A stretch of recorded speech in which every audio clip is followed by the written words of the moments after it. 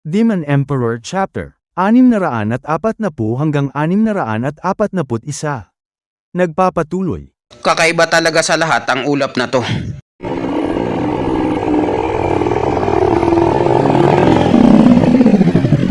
Chupo, bakit hindi na sila gumagalaw? Patay na ba sila? Huwag kang mag-alala, hindi ko naman narinig na sumigaw sila. Sa loob ng ulap na yan. Siguro may pumipigil sa kanila at hindi pa sila patay. Huwag kang mag-alala, ililigtas naman kita eh. Kapag nalaman ko na kung ano ito. Ano ang ibig mong sabihin, Chupo? Ano ang tinutukoy mo? Dahil hindi ko pa masabi kung anong nangyayari ngayon, kailangan ko pa ng maraming sample na pangpain. Ako ang dapat magdesisyon kung sinong susunod. Huwag kang mag-alala, ililigtas naman kita eh. Bakit ako? Bakit hindi ikaw? Subukan mo yung sarili mo. Hindi ako pwede. Dahil tayong lahat na nandito, ako lang ang may pinakamagandang mata at marunong gumawa ng gamot. Kaya ko ring maglagay ng mga harang. Samantalang ikaw, wala kang alam. Kaya hanggang nandito ako, kaya ko kayong iligtas. Pero kapag ako ang nawala, hindi magtatagal, susunod ka rin. Kaya nakasalalay sa'yo ang pinaka-importante sa lahat sa misyong ito. Kailangan mong subukan ng ulap na yan. Samantalang sa likod lang ako at maghihintay para ligtas ako. Tama siya sa mga sinabi niya. Kailangan mo magsakripisyo, taba. Malupitong yang. Sige na, gawin mo na. Ang sakripisyo mo ay kailangan para magkaroon ng daan ang mga kapatid mo. Kayong dalawang gago kayo. Kumampi kayo sa kanya. At iniwan niyo na lang ako sa ere para mamatay. Wala kayong mga kwentang kapatid. Nasayang lang ang mga pinagsamahan natin sa ilang daang taon. Malupitong yang. Hindi ka naman mamamatay sa ulap na yan. Wala ka bang tiwala sa akin? Kailangan kong subukan para sa lahat. Hindi naman siguro mahirap na gawin to. Mas magandang maging ligtas kaysa sa hindi. Pero wala rin pinagkaiba ito. Dahil kapag wala kang nalaman dito, susunod din kayo. Dahil nakaligtas ako sa pagtitipo ng dalawang dragon, ang mga ganitong bagay ay basic lang sa akin. Humanda ka na, ulap! Dadakmalin na kita! Ano ito? Bakit wala akong nadakmal? Chupa! Isa itong!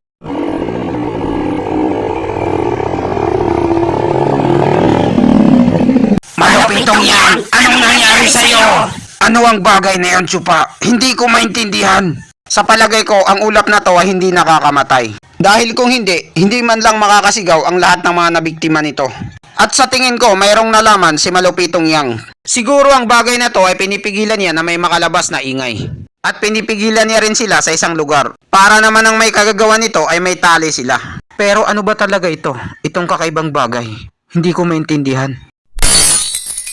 Ano ito? Biglang may dumaan sa isip ko na mga larawang kupas. Ngayon alam ko na, yun pala. Ngayon naintindihan ko na, munti ka na tayong maloko ng batang ito. Nakikita ko na. May nahanap ka na bang paraan, Chupa? Alam mo na ba kung ano ito? Ang bagay na to ay pinagmumukha niya tayong tanga. Munti ka na tayong maloko. Hindi ito isang ulap. At wala ring lason sa ulap na ito. Para maintindihan nyo ng maayos, wala talagang ulap dyan. Natatandaan niyo pa ba kung anong ginagawa ng lalaking ito? Naglalaro lang siya ng Tom and Jerry na parang bata. Gumawa lang siya ng ulap para takutin kayo at malito kayo.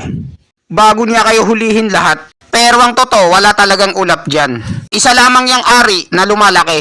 Nililito lang kayo. Kapag nakapasok ka na nito, mapupunta ka sa isang ilusyon. At hindi ka na makakalabas kapag nakain ka na ng ari na yan.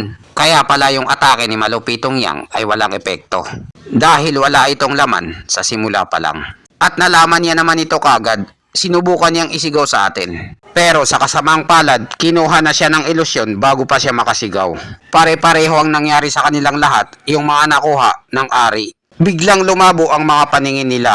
At hindi na natin marinig ang mga sigaw nila. Kinain na sila ng ilusyon. Talagang kahanga-hanga ang ari na ito.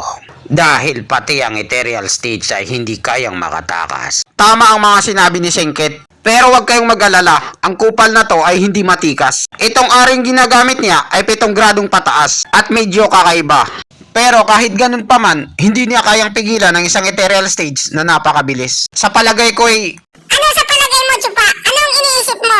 May ginamit siyang kakaibang paraan para mapalakas ang epekto nito.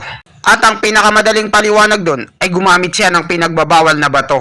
Ano sasabi mo? Gumamit siya ng pinagbabawal na bato? Totoo ba yan? sa buong kanlurang lupain. Ang gitnang rangko at mataas na rangkong sekto, sila lang ang mayroong ganun. Ang gitnang rangko na 3 sekto, ay kaunti lang ang mayroon sila.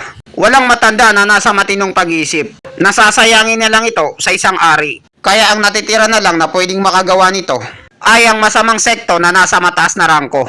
Ang nangungunang pinakamasamang sekto sa buong kanlurang lupain. Ang Helion apoy na sekto. Ha ha ha ha. May laman din pala ang utak mo, bata. Kahit mahina ka lang. Tama ang hula mo. Bata, hindi na masama. Ikaw ang pinakaunang nakatuklas sa maliit na laro kong ito. Nagtataka din kasi ako kung anong panlolokong ginagamit mo. Paano mo nakuha ang lahat ng tao dito nang walang kaingay-ingay? Gamit lang ang isang ilusyon. Bigla na lang silang nawawala sa sarili nila. Pero ang pag-iisip mo ay wala namang gagawin sa 7 gradong ari ko na may kasamang ipinagbabawal na bato. Wala kang magagawa. Yan ang dapat mong itanong sa sarili mo. Ha ha ha ha. Anong tinatawa-tawa mo dyan? Hindi ka ba natatakot? Wala akong kinatatakutan kapag kasama kita. Nakakabigla naman ang mga banat niya. Nakakataba ng puso. Huwag kang mag-alala, paprotektahan kita. Kahit ano pa man ang mangyari, hindi kita iiwan. Para makasigurado ako na hindi tayo magkakahiwalay, ipapasok ko muna sa katawan mo ang sanggol na dugo. Chupa, tama na yung landian. Si malupitong yang ay hinihintay kang iligtas mo siya. Tarantado kang gago ka. Ilayo mo yung kamay mo sa kanya. Ang babaeng yan ay akin. Huwag mong susubukang agawin ang pagkain ko. Gusto mo na bang mamatay? Mamamatay ka ng mabilisan kapag nagyabang ka pa ulit sa akin. Wala na akong magagawa dun. Pogi kasi ako lapitin ng chicks. Bakit? Anong gagawin mo ba sa akin? Huwag kang masyadong magyabang.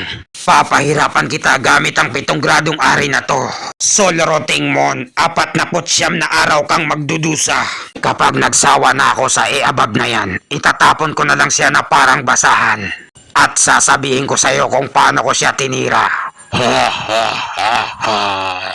Tumakbo ka ng mabilis, mahal ko. Maabutan ka na. Wala nang pag-asa, mahal kong Chupa. Nahuli na ako. Tumakas ka na. Kensei, mahal ko. Hindi kita iiwan. Mahal ko! Bobo, kahit anong gawin mo, wala kang magagawa. Kahit gaano ka pa katalino, dahil mahinang nilalang ka lang. Masasayang lang ang oras ko sa'yo kung paglalaruan pa kita. Dahil napakahina mo, 2 grado lang ng Radiant Stage. Dahil kung malakas-lakas ka lang, pwede ko pang ituloy ang larong ito. At hindi na nakakatamad. Mahal, huwag kang bumitaw. Baby ko, my love so sweet. Wala nang pag-asa. Hindi na kami makikita pang muli. Hindi ako papayag. Hindi ako papayag na basta-basta na lang ganun ang mangyari.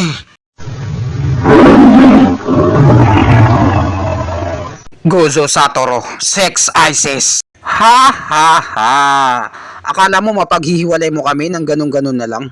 Masyado ka nang nag-enjoy sa paglalaro at nagiging mayabang ka na, kupal. Hindi mo alam kung sinong may hawak ng huling halakhak. Ngayon, oras naman para sundan kita. Kung saan ka man nagtatago, kupal ka. Muntik ako nang makalimutan. Na-stuck pala ako sa ari na to. Akala mo siguro ikaw lang ang marunong gumawa ng ari. Kung kaya mo, kaya ko rin. Hindi mo alam, mayroon din ako mga bawal na bato. Kailangan mo kong igalang dahil ako ang ninuno mo. Ari, laban sa ari. Bumukas ka!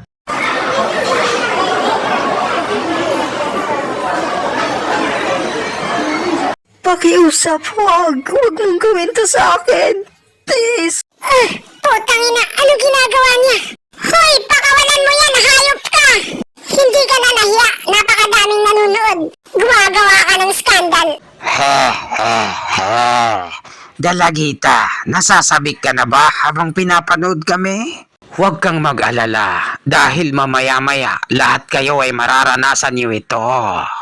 Walang hiya kang bastos ka! Hoy pre, hindi namin sila kilala. Nagkataon lang na nagkasalubong kami.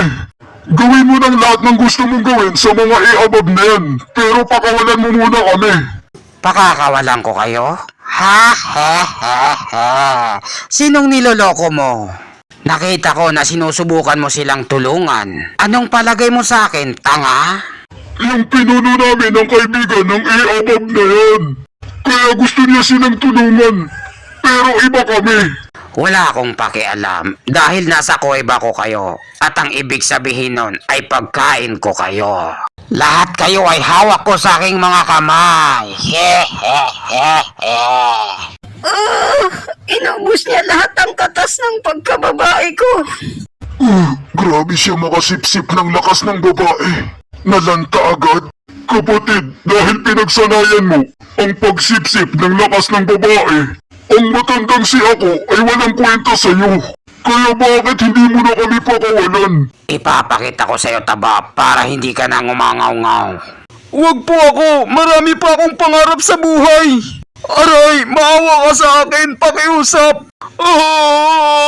Sinipsip niya lahat ang lakas ko! Pre, ano ka ba? Lalaki ka ba o babae? Pwede bang isa lang ang piliin mo? At hayaan mo naman kami na magkaroon ng magandang buhay. Dalawa ang tinitira ko. Pwede ako sa lalaki, pwede ako sa babae. Huwag kayong mag-alala. Dahil pipitasin ko rin ang mga katas ng ethereal stage na lalaki. Maya-maya, sigurado akong magiging masarap yun at masustansya. At dito nagtatapos ang chapter 640 hanggang 641. Maraming salamat po sa panunood nyo. Mag-subscribe para laging updated sa buhay ni Chupa.